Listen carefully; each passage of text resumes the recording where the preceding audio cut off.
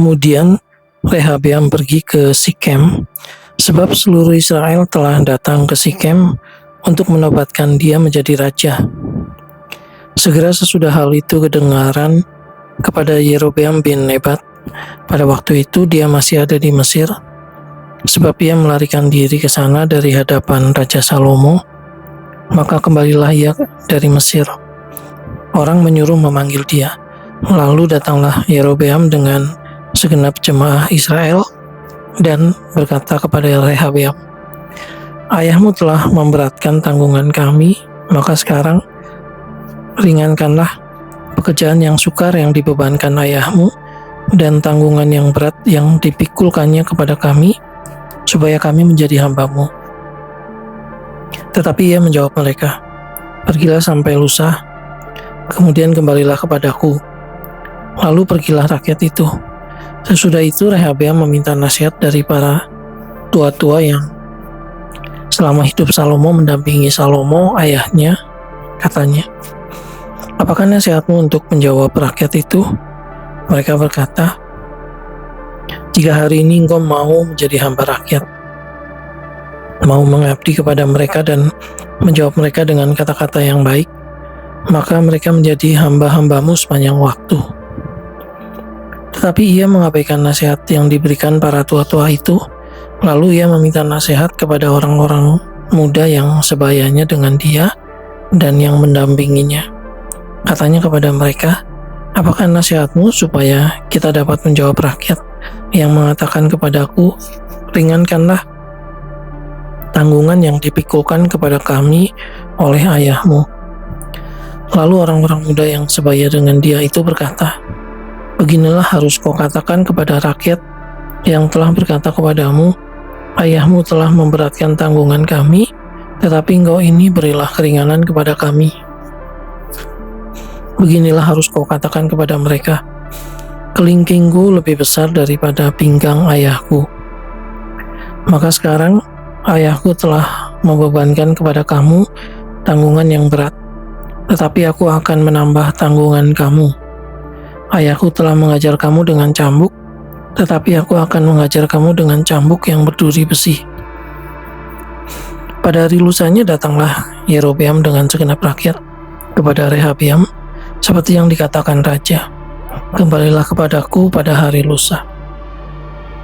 Raja menjawab rakyat itu dengan keras. Ia telah mengabaikan nasihat yang diberikan para tua-tua kepadanya. Ia mengatakan kepada mereka, menurut nasihat orang-orang muda, "Ayahku telah memberatkan tanggungan kamu, tetapi aku akan menambah tanggunganmu itu. Ayahku telah mengajar kamu dengan cambuk, tetapi aku akan mengajar kamu dengan cambuk yang berduri besi." Jadi raja tidak mendengarkan permintaan rakyat, sebab hal itu merupakan perubahan yang disebabkan Tuhan, supaya Tuhan menepati firman yang diucapkannya dengan perantaraan Ahia orang Silo kepada Yerobeam bin Nebat. Setelah seluruh Israel melihat bahwa raja tidak mendengarkan permintaan mereka, maka rakyat menjawab raja, "Bagian apakah kita dapat daripada Daud? Kita tidak memperoleh warisan dari anak Isai itu. Ke kemahmu, hai orang Israel, uruslah sekarang rumahmu sendiri, hai Daud." Maka pergilah orang Israel ke kemahnya, sehingga Rehabeam menjadi raja hanya atas orang Israel yang diam di kota-kota Yehuda. Kemudian Raja Rehabeam mengutus Adoram yang menjadi kepala Rodi, tetapi seluruh Israel melontari dia dengan batu sehingga mati. Bahkan Raja Rehabeam hampir-hampir tidak dapat menaiki keretanya untuk melarikan diri ke Yerusalem. Demikianlah mulanya orang Israel memberontak terhadap keluarga Daud sampai hari ini. Segera sesudah seluruh Israel mendengar bahwa Yerobeam sudah pulang, maka mereka menyuruh memanggil dia ke pertemuan jemaah. Lalu mereka menobatkan dia menjadi raja atas seluruh Israel. Tidak ada lagi yang mengikuti keluarga Daud selain dari suku Yehuda saja. Ketika Rehabeam datang ke Yerusalem, ia mengumpulkan segenap kaum Yehuda dan suku Benyamin, 180.000 teruna yang sanggup berperang untuk memerangi kaum Israel dengan maksud mengembalikan kerajaan itu kepada Rehabeam anak Salomo. Tetapi datanglah firman Allah kepada Semaya abdi Allah demikian, katakanlah kepada Rehabeam anak Salomo, Raja Yehuda, dan kepada segenap kaum Yehuda dan Benyamin, dan kepada selebihnya dari bangsa itu, beginilah firman Tuhan. Janganlah kamu maju dan janganlah kamu berperang melawan saudara-saudaramu orang Israel. Pulanglah masing-masing ke rumahnya, sebab akulah yang menyebabkan hal ini terjadi. Maka mereka mendengarkan firman Tuhan dan pergilah mereka pulang sesuai dengan firman Tuhan itu. Kemudian Yerobeam memperkuat Sikem di pegunungan Efraim, lalu diam di sana. Ia keluar dari sana lalu memperkuat Penuel. Maka berkatalah Yerobeam dalam hatinya, kini mungkin kerajaan itu kembali kepada keluarga Daud. Jika bangsa itu pergi mempersembahkan korban sembelihan di rumah Tuhan di Yerusalem, maka tentulah hati bangsa ini akan berbalik kepada Tuhan mereka, yaitu Rehabeam Raja Yehuda. Kemudian mereka akan membunuh aku dan akan kembali kepada Rehabeam Raja Yehuda. Sesudah menimbang-nimbang, maka raja membuat 2 anak lembu jantan dari emas, dan ia berkata kepada mereka, sudah cukup lamanya kamu pergi ke Yerusalem, hai Israel. Lihatlah sekarang Allah-Allahmu yang telah menuntun kau keluar dari tanah Mesir. Lalu ia menaruh lembu yang satu di Betel dan yang lainnya ditempatkan di Dan. Maka hal itu menyebabkan orang berdosa, sebab rakyat pergi ke Betel menyembah patung yang satu dan ke Dan menyembah patung yang lain.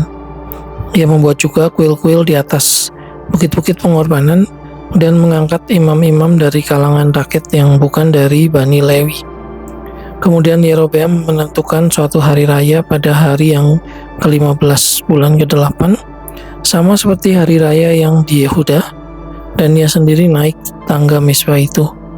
Begitulah dibuatnya di Betel, yakni ia mempersembahkan korban kepada anak-anak lembu yang telah dibuatnya itu, dan ia menugaskan di Betel imam-imam bukit pengorbanan yang telah diangkatnya. Ia naik tangga Misbah yang dibuatnya di Betel itu pada hari yang ke-15 dalam bulan yang ke-8, dalam bulan yang telah direncanakannya dalam hatinya sendiri. Ia menentukan suatu hari raya bagi orang Israel, dan ia naik tangga Misbah itu untuk membakar korban. Sedang Yerobeam berdiri di atas Misbah itu sambil membakar korban, maka atas perintah Tuhan datanglah seorang abdi Allah dari Yehuda ke Betel. Lalu atas perintah Tuhan berserulah orang itu terhadap Misbah itu, katanya, hai Misbah, beginilah firman Tuhan, bahwasannya seorang anak akan lahir pada keluarga Daud, Yosia namanya. Ia akan menyembelih di atasmu imam-imam bukit pengorbanan yang membakar korban di atasmu, juga tulang-tulang manusia akan dibakar di atasmu. Pada waktu itu juga ia memberitahukan suatu tanda ajaib, katanya, inilah tanda ajaib bahwa Tuhan telah berfirman bahwasanya Mesbah itu akan pecah sehingga tercurah abu yang di atasnya. Demi Raja Yerobeam mendengar perkataan abdi Allah yang diserukannya terhadap Misbah di Betel itu, ia mengulurkan tangannya dari atas Misbah dan berkata, tangkaplah dia. Tetapi tangan yang diulurkannya terhadap orang itu menjadi kejang, sehingga tidak dapat ditariknya kembali. Misbah itu pun pecahlah, sehingga abu yang di atasnya tercurah sesuai dengan tanda ajaib yang diberitahukan abdi Allah itu atas perintah Tuhan. Lalu berbicaralah raja dan berkata kepada abdi Allah itu, mohonkanlah belas kasihan Tuhan Allahmu dan berdoalah untukku supaya tanganku dapat kembali. Dan abdi Allah itu memohonkan belas kasihan Tuhan, maka tangan raja itu dapat kembali dan menjadi seperti semula. Kemudian berbicaralah raja kepada abdi Allah itu, marilah bersama-sama dengan aku ke kemah, segarkan badanmu, Sesudah itu aku hendak memberikan suatu hadiah kepadamu. Tetapi abdi Allah itu berkata kepada raja, sekalipun setengah dari istanamu kau berikan kepadaku, aku tidak mau singgah kepadamu, juga aku tidak mau makan roti atau minum air di tempat ini. Sebab beginilah diperintahkan kepadaku atas firman Tuhan, jangan makan roti atau minum air, dan jangan kembali melalui jalan yang telah kau tempuh itu. Lalu pergilah ia melalui jalan lain dan tidak kembali melalui jalan yang telah diambilnya untuk datang ke Betel. Di Betel diam seorang nabi tua. Anak-anaknya datang menceritakan kepadanya segala perbuatan yang dilakukan abdi Allah pada hari itu di Betel. Mereka menceritakan juga kepada ayah mereka perkataan yang dikatakan kepada raja. Kemudian ayah mereka bertanya, dari jalan manakah ia pergi? Lalu anak-anaknya menunjukkan kepadanya jalan yang diambil abdi Allah yang datang dari Yehuda itu. Ia berkata kepada anak-anaknya, pelanai keledai bagiku.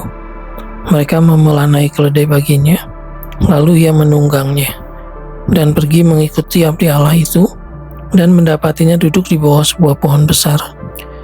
Ia bertanya kepadanya, engkaukah abdi Allah yang telah datang dari Yehuda? Jawabnya, ya, akulah itu. Katanya kepadanya, marilah bersama-sama aku ke rumah untuk makan roti. Tetapi jawabnya, aku tidak dapat kembali bersama-sama engkau dan singgah kepadamu. Aku tidak dapat makan roti atau minum air bersama-sama engkau di tempat ini. Sebab telah diperintahkan kepadaku atas firman Tuhan, jangan makan roti atau minum air di sana. Jangan berjalan pulang melalui jalan yang telah kau ambil itu. Lalu jawabnya kepadanya, aku pun seorang nabi juga seperti engkau, dan atas perintah Tuhan, seorang malaikat telah berkata kepadaku bahwa dia pulang bersama-sama engkau ke rumahmu, supaya ia makan roti dan minum air. Tetapi ia berbohong kepadanya. Kemudian orang itu kembali bersama-sama dia, lalu makan roti dan minum air di rumahnya. Sedang mereka duduk menghadapi meja, datanglah firman Tuhan kepada nabi yang telah membawa dia pulang. Ia berseru kepada abdi Allah yang telah datang dari Yehuda, beginilah firman Tuhan, karena engkau telah memberontak terhadap titah Tuhan dan tidak berpegang pada segala perintah yang diperintahkan kepadamu oleh Tuhan Allahmu, tetapi kembali dan makan roti dan minum air di tempat ini, walaupun ia telah berfirman kepadamu, jangan makan roti atau minum air, maka mayatmu tidak akan masuk ke dalam kubur nenek moyangmu. Setelah orang itu makan roti dan minum air, dipelanailah keledai baginya. Orang itu pergi, tetapi di tengah jalan ia diserang seekor singa dan mati diterkam. Mayatnya tercampak di jalan, dan keledai itu berdiri di sampingnya. Singa itu pun berdiri di samping mayat itu. Orang-orang yang lewat melihat mayat itu tercampak di jalan, dan singa berdiri di sampingnya, dan mereka menceritakannya di kota tempat kediaman nabi tua itu. Ketika hal itu kedengaran kepada nabi yang telah membujuk dia berbalik kembali, ia berkata, dialah abdi Allah yang telah memberontak terhadap titah Tuhan. Tuhan menyerahkan dia kepada singa yang mencabik dan membunuhnya sesuai dengan firman Tuhan yang diucapkannya kepadanya. Lalu berbicaralah ia kepada anak-anaknya, pelanailah keledai bagiku, dan mereka memelanainya. Kemudian dia pergi dan menemukan mayat orang itu tercampak di jalan, sedang keledai dan singa berdiri di sampingnya. Singa itu tidak memakan mayat itu dan tidak mencapik keledai itu. Nabi tua itu mengangkat mayat abdi Allah itu, menaruhnya ke atas keledai, dan membawanya kembali ke kotanya sendiri untuk diratapi dan dikuburkan. Mayat orang itu dikuburkannya di dalam kuburnya sendiri. Maka diratapilah dia, wahai saudaraku. Setelah ia menguburkannya, ia berkata kepada anak-anaknya, kalau aku mati, kuburkanlah aku dalam kubur ini bersama dengan abdi Allah itu, dan taruhlah tulang-tulangku di sisi tulang-tulangnya. Sebab perkataan yang atas perintah Tuhan telah diserukannya terhadap mezbah yang di Betel itu, dan terhadap segala kuil di bukit-bukit pengorbanan yang di kota-kota Samaria akan betul-betul terjadi. Sesudah peristiwa ini pun Yerobeam tidak berbalik dari kelakuannya yang jahat itu, tetapi mengangkat pula imam-imam dari kalangan rakyat untuk bukit-bukit pengorbanan. Siapa yang mau saja ditabiskannya menjadi imam untuk bukit-bukit pengorbanan. Dan tindakan itu menjadi dosa bagi keluarga Yerobeam, sehingga mereka dilenyapkan dan dipunahkan dari muka bumi. Pada waktu itu Abia, anak Yerobeam, jatuh sakit. Lalu Yerobeam berkata kepada istrinya, "Berkemaslah, menyamarlah supaya jangan diketahui orang bahwa engkau istri Yerobeam, dan pergilah ke Silo. Bukankah di sana tinggal Nabi Ahia? Dialah yang telah mengatakan tentang aku bahwa aku akan menjadi raja atas bangsa ini. Bawalah 10 roti, kue kismis, dan sebuli-buli air madu, dan pergilah kepadanya. Dia akan memberitahukan kepadamu apa yang akan terjadi dengan anak ini." Istri Yerobeam berbuat demikian. Ia berkemas, pergi ke Silo, dan masuk ke rumah Ahia. Ahia tidak dapat melihat lagi, sebab matanya sudah kabur karena ia sudah tua. Tetapi Tuhan telah berfirman kepada Ahia bahwasannya istri Yerobeam datang untuk menanyakan kepadamu perihal anaknya, sebab anak itu sedang sakit. Begini-begini harus kau katakan kepadanya. Ketika perempuan itu masuk, berbuatlah ia seolah-olah ia orang lain.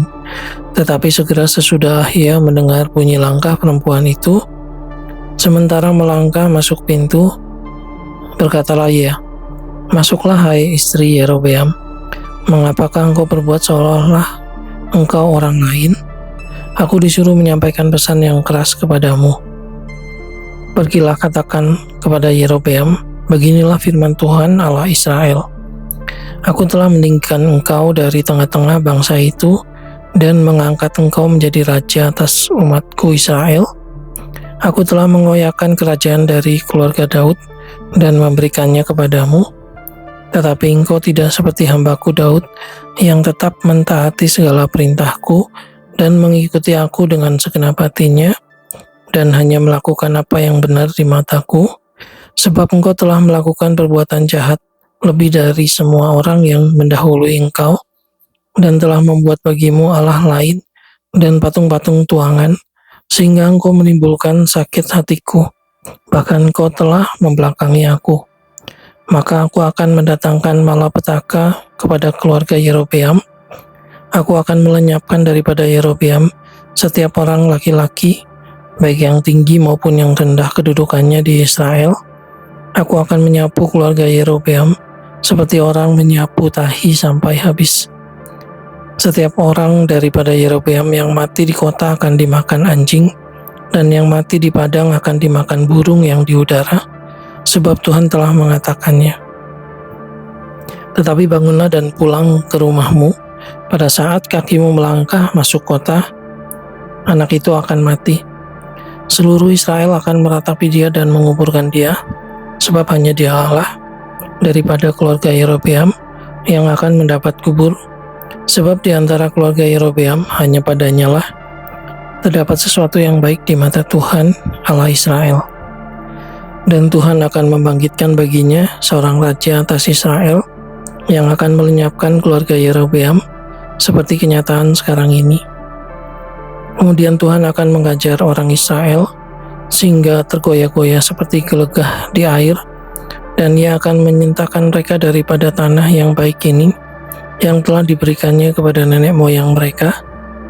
Ia akan menyerahkan mereka ke seberang sungai Efrat sana, oleh karena mereka telah membuat tiang-tiang berhala mereka, dan dengan demikian menyakiti hati Tuhan. Ia akan lepas tangan terhadap orang Israel, oleh karena dosa-dosa yang telah dilakukan Yerobeam, dan yang mengakibatkan orang Israel berdosa pula. Sesudah itu bangkitlah istri Yerobeam dan pergi. Lalu sampailah ia ke Tirsa.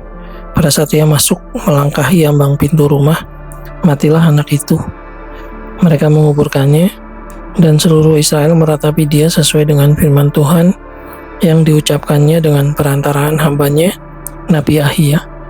Selebihnya dari riwayat Yerobeam, bagaimana ia berperang dan bagaimana ia memerintah, sesungguhnya semuanya itu tertulis dalam kitab sejarah raja-raja Israel. lamanya Yerobeam memerintah ada 22 tahun. Kemudian ia mendapat perhentian bersama-sama dengan nenek moyangnya, maka anaknya menjadi raja menggantikan dia. Adapun Rehabeam anak Salomo, ia memerintah di Yehuda. Rehabeam berumur 41 tahun pada waktu ia menjadi raja, dan 17 tahun lamanya ia memerintah di Yerusalem, kota yang dipilih Tuhan dari antara segala suku Israel untuk membuat namanya tinggal di sana. Namun ibunya ialah Naamah, seorang perempuan Amon.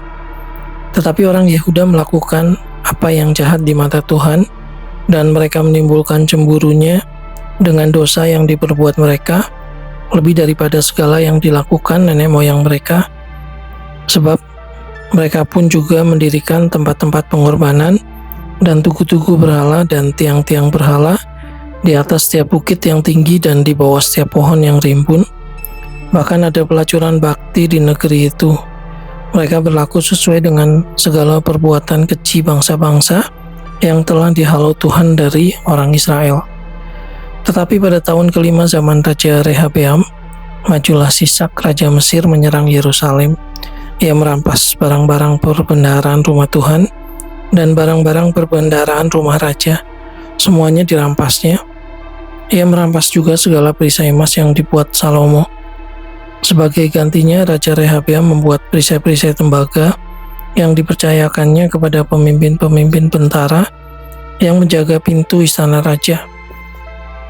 Setiap kali raja masuk ke rumah Tuhan, bentara-bentara membawa masuk perisai-perisai itu, dan mereka pula yang mengembalikannya ke kamar jaga para bentara. Selebihnya dari riwayat Rehabeam dan segala yang dilakukannya, bukankah semuanya itu tertulis dalam kitab sejarah raja-raja Yehuda? Dan terus-menerus perang ada antara Rehabeam dan Yerobeam. Kemudian Rehabeam mendapat perhentian bersama-sama dengan nenek moyangnya, dan ia dikuburkan di samping nenek moyangnya di kota Daud. Nama ibunya ialah Naamah, seorang perempuan Amon. Maka Abiam anaknya menjadi raja menggantikan dia.